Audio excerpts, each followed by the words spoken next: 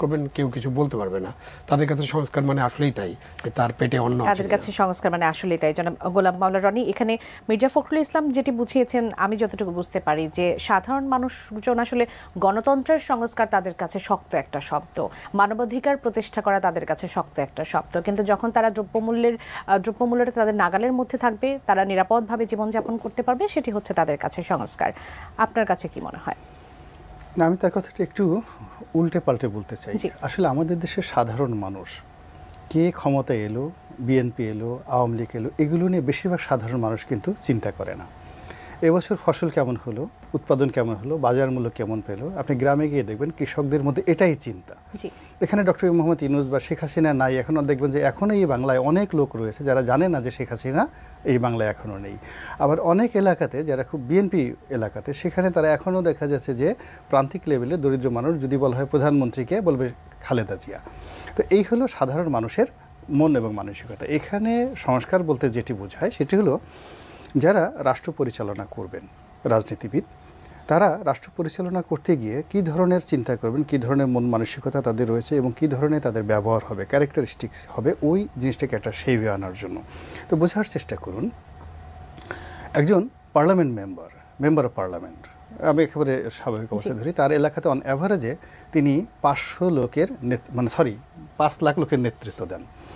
তো 5 লাখ লোকের যিনি নেতৃত্ব দেন এবং তার কথায় তিনি যদি বলেন 50,000 লোক চলে আসে, এই তার একটা কমান্ডিং ভয়েস থাকে। তো এইরকম 300 জন সংসদ সদস্য নির্বাচিত হয়ে একটা পার্লামেন্ট গঠন করে। এখন আপনি এইরকম 300 জন সংসদ সদস্যের মনে, মস্তিষ্কে, চরিত্রে আপনি সংস্কার আনবেন। এখানে আপনার প্রথম যোগ্যতা থাকা লাগবে যে এই যে সংসদ সদস্য যারা হয়ে আসছেন, যে কোনোভাবে হোক না কেন, তাদের চাইতে আপনার কিছু অ্যাঙ্গেলে যোগ্যতা, অভিজ্ঞতা ভালো থাকতে হবে। এবং একজন সংসদ সদস্যকে নৈতিকভাবে, এডুকেশনালি আপনাকে মোকাবেলা করতে হবে এবং সে কি চিন্তা করে, তার বাস্তব সমস্যাগুলো কি, একজন এমপির বাস্তব সমস্যা কি, একজন প্রধানমন্ত্রীর বাস্তব সমস্যা কি, একজন ইলেকশন কমিশনের বাস্তব সমস্যা কি, একজন সচিব তার বাস্তব সমস্যাগুলো কি, এই বিষয়গুলো আপনি যদি এখন সংস্কার করতে চান, তাহলে যে বিষয় সংস্কার করবেন সেই বিষয়ে যদি আপনার নিজের কোনো অভিজ্ঞতাই না থাকে, আপনার ব্যক্তিত্বটা যদি ওই পর্যায়ে না হয়, আপনার পারিবারিক এডুকেশন থেকে শুরু করে আপনার দর্শনীয়, আপনাকে দেখলেই মনে হবে আপনি একজন সমাজ সংস্কারক। আমাদের দেশে ধরেন হাজী শরীয়তুল্লাহ, তো এদেশের প্রথম সংস্কারক বলতে আমরা হাজী শরীয়তুল্লাহকে জানি। এখন কোটি কোটি মানুষের মধ্যে আপনি হাজী শরীয়তুল্লাহর চেহারাটা দিন বা তার ফটোগ্রাফটা দিন, তাকে এখনও এই 200-300 বছর পরে মনে হবে উনি হাজী শরীয়তুল্লাহ, উনি একজন সমাজ সংস্কারক। আপনি নবাব সিরাজউদ্দৌলা, তাকে আপনি এনে দেন, মনে হবে না উনি বাংলার নবাব। আপনি মীর জাফরকে একটা ছবি দেন, মনে হবে মীর জাফর। এখন আপনি যে সংস্কারক হবেন, এই যারা যারা সংস্কারের কথা বলছে, আসলে তাদেরকে দেখে আমার সংস্কারক হিসেবে মনে হয় না। আচ্ছা, মানে আমার মনের মধ্যে একটা বিশ্বাসী জন্ম নেয় না যে এরা সমাজ সংস্কারক, এরা রাষ্ট্র সংস্কারক, এরা বাংলাদেশের 300 সংসদ সদস্য নির্বাচিত হবেন, যার এগেনস্টে অন্তত 3,000 প্রতিদ্বন্দ্বী থাকবেন। এই 3,000 লোকদেরকে চিন্তা, চেতনায়, কর্মে পরিবর্তন আনার মতো যে ম্যাগনেটিক যে শক্তি দরকার, পাওয়ার দরকার, যে স্পিরিচুয়াল পাওয়ার দরকার, তারপরে শেষে যে ইউনিভার্সিটি এডুকেশন দরকার, যে পলিটিক্যাল ব্যাকগ্রাউন্ড দরকার, সব মিলিয়ে এখন যারা আছেন এদের কাউকে আমার ওইরকমভাবে মনে হয় না। ফলে তারা এই যে সংস্কার যে কথাগুলো বলছেন, প্রথম কিছুদিন খুব মানুষজন বলে নাই, লজ্জার কারণে বলেনি বা দেখি না কি করে, কিন্তু এখন বাস্তব অবস্থা এমন হয়ে গেছে যে এটা একটা ঠাট্টা মস্করার বিষয় হয়ে গেছে যে অমুক ওটা করবে, অমুক ওটা করবে। একটা চিন্তা করেন, এই যে মানুষ আমাদের এখন যেই লাউ সেই কদু এই কথাগুলো হচ্ছে, এটা তো আবহমান বাংলার যে লাউ নিয়ে কত গান, যে এই বাঙালি লাউ খায়, চিংড়ি মাছ দিয়ে লাউ খায়, তারপর সেটাতে আবার ডুগডুগি বানায়, তারপর সেটাতে আবার গান বাজায়। তো এখন সংস্কারকদেরকে সেই লাউয়ের সঙ্গে তুলনা করা হচ্ছে, ডুগডুগির সঙ্গে তুলনা করা হচ্ছে।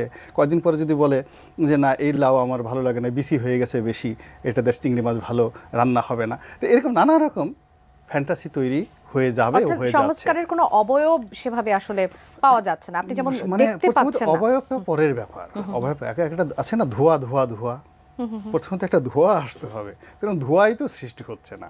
যে ধোঁয়াটা সৃষ্টি করবে, আপনি আগে কি আপনি যাত্রা গান দেখেছেন গ্রামাঞ্চলে বা জারি গান দেখেছেন, তো শিল্পী আসার আগে মঞ্চ বসে, হারমোনিয়ামে একটা টান দেয়, তবলাতে একটা ঢোল বাজায়, মানুষজন বুঝে যে এখানে এখন যাত্রা গান হবে। এরপরে সবার আগে মানে একদল নর্তকী আসে, তারা নাচে, এবং ওখানেও আমরা ছোটোকালে শুনছি যে জাতীয় সঙ্গীত গাওয়া হয়, তো সমস্ত কিছু হয়। অর্থাৎ একটা যাত্রা গানের জন্য একটা আবহাওয়া তৈরি করতে হয়। তো এত বড় একটা সংস্কার হবে, আপনি পুরো সংবিধানকে একটা মুক্তিযুদ্ধের একটা মুক্তিযুদ্ধের মাধ্যমে অর্জিত একটা সংবিধানকে আপনি পুনর্লিখন করবেন, অ্যামেন্ডমেন্ট করবেন, এত কিছু করবেন, আপনি জাতির পিতা পাল্টে ফেলবেন, আপনি জাতির নাম পাল্টে ফেলবেন, আপনি দেশের রাষ্ট্রের নাম মানে পাল্টে ফেলবেন, এই রাষ্ট্রের নাম এটা থাকবে না। সংকটটা কোথায়? মানে তারা তো আসলে তাদের তো মূল উদ্দেশ্যটাই ছিল সংস্কার করা, তারা বারবার বলেছে যে সংস্কারই আমাদের প্রধান উদ্দেশ্য। আপনি এই সংস্কার যদি বুঝতে, আপনাকে রয়্যাল বেঙ্গল টাইগার দেখার জন্য সুন্দরবনে যেতে হবে, যে তাকে যে বনের রাজা বলা হয়, বাঘ বলা হয়, বা আফ্রিকায় গিয়ে আপনি দেখবেন যে আফ্রিকার যে রাজা সিংহ, ওর আচার আচরণ কেমন। আপনি এখন মানব সমাজে বসলে তেলাপোকা দেখতে পারবেন, ইঁদুর দেখতে পারবেন, এবং আপনি যদি একটা তেলাপোকাকে পাঠিয়ে দেন যে যাও তুমি এখন সুন্দরবনে গিয়া রাজত্ব করো, ওর যে অবস্থা হবে, ঠিক একই অবস্থা এখন দেখা যাচ্ছে। আপনার যদি প্র্যাকটিক্যাল এক্সপেরিয়েন্স না থাকে, তাহলে আপনি যা কিছু করেন না কেন, আলটিমেট রেজাল্ট ওই তেলাপোকা সুন্দরবনে গিয়ে যখন হওয়ার চেষ্টা করবে সেই অবস্থায়। অর্থাৎ সংস্কারের যে ধোয়া ধোয়া ব্যাপারটা আসলে দেখতে পাচ্ছেন, সেখান থেকে এখন মানে তাহলে সকলের মতো করে, আমি ধোঁয়া দেখতে পাই না, আমি বলছি ধোঁয়াই সৃষ্টি হয়, ধোঁয়াই সৃষ্টি হয়নি সেটি বলছেন। অর্থাৎ নির্বাচনে কি তাহলে অবশ্যম্ভাবী, মানে নির্বাচনে কি এখন একমাত্র, এখন নির্বাচন আমরা যারা মানে বিএনপি নির্বাচন চাচ্ছে, আর কয়েকদিন পরে বিএনপি নির্বাচন চাইবে না, আর জাস্ট এখন এটা মাস তো চলে গেল, 1-2 মাস পরে বলবো যে আব্বা গো মা গো মাপ চাই, পায়ে ধরে মাপ চাই, নির্বাচন দিয়েন না। জনাব আবু শহীদ খান, আপনার কাছে মানে আপনি কি ধোয়া ধোয়া এই পরিস্থিতিও, জনাব গোলাম মাওলা রনি যেমন দেখতে পাচ্ছে না, সংস্কার মূল উদ্দেশ্য ছিল এই সরকারের, সংস্কার পর এখন নির্বাচনের ইয়েটাই সব থেকে বেশি আসলে আমরা দেখতে পাচ্ছি, শুনতে পাচ্ছি নির্বাচনের নানা, কিন্তু নির্বাচনের ডেট এখন পর্যন্ত নির্ধারিত হয়নি। তাহলে নির্বাচন যেমনটি বলছিলেন গোলাম মাওলা রনি, বিএনপিও কিছুদিন পর আসলে নির্বাচন চাপে, নির্বাচনের পরিস্থিতিটা আসলে কি হতে যাচ্ছে?